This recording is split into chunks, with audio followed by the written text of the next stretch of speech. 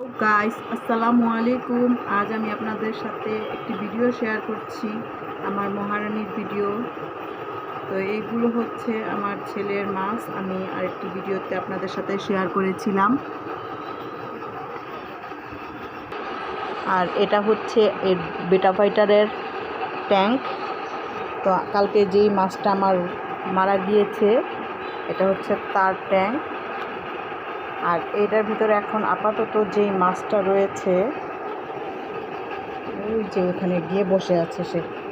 আচ্ছা, যাই হোক, এখানে এখন আপাতত যে মাছটা রয়েছে সেটা ছিল এই জারের ভিতর।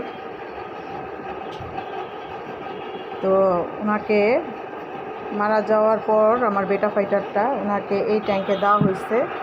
এখন তো সে মহারানী হয়ে আছে, দেখুন কিভাবে খেলছে। তাই ওনাকে আমি নাম দিয়েছি মহারানী।